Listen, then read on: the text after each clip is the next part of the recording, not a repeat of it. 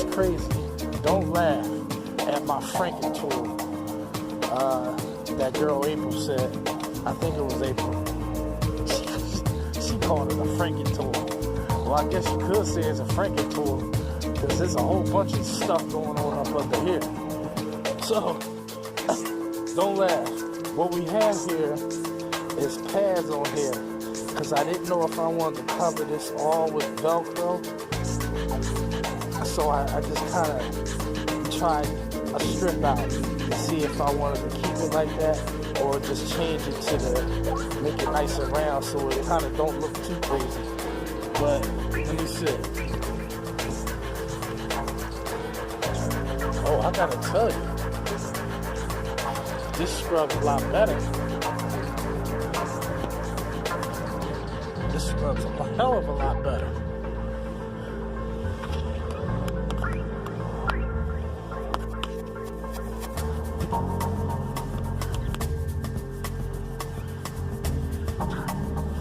Oh yeah. Oh, we'll see how long they stay on. I did monkey glue his butt. Well, gorilla glue. So what we have here, I water fed it with my sprinkler system T-bar. And because I totally built this squeegee from scratch, this was an orbital different handle on here. As you can see, it was the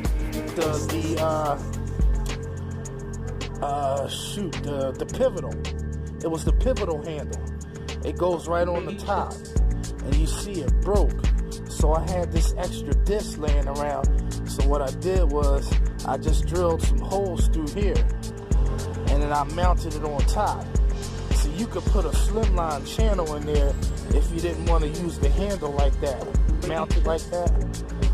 This is why I said this is the only squeegee handle that's versatile, that you can have it on the top or the bottom. You can play around with this. It depends on how you clean. As you can see, this lines are perfect right along the channel. That's why I like these little T-things. You slide it in that little groove there where the slimline channel will go. That 1/4 inch tubing is perfect to sit right in there. And I got two T's in there for where the water comes out. I have yet to hook this up because as I told you, I just did this. So let's hook this up and see how this works. Fingers, ladies and gentlemen. Cross your fingers.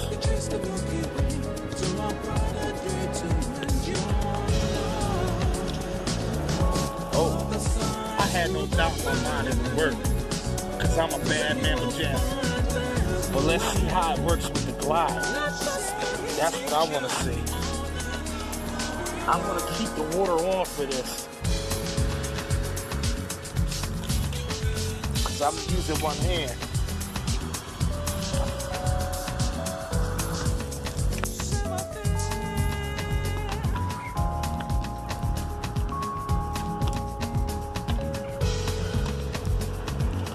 And then you can turn it off.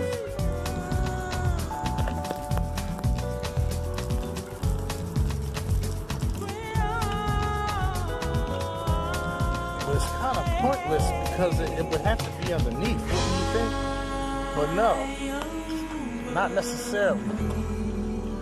Not necessarily, because if you're using to get more water on the pad, that's all you need is to leave it on for a half a second to a second, and you're ready to use this one pass as a cleaning machine. And you could do a couple of squirts per window depending on how filthy the window is, and just go over it a few times, man.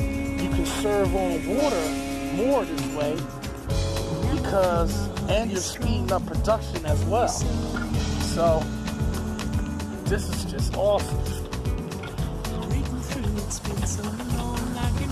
See, if you flat the handle out, you get nice scrubbing power as you would with a traditional mop, which is great. And then if you let go of the tension, you can just squeegee as normal. This is just beautiful, man. I can see with my spare parts, yes, I could have went and bought a precision grind, like Robert said, but I had one. I traded it in.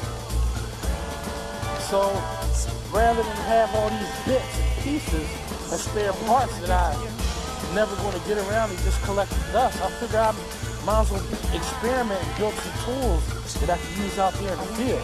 And I could definitely use this out in the field. And that's just awesome. Outstanding. Marvelous. Simply marvelous, darling.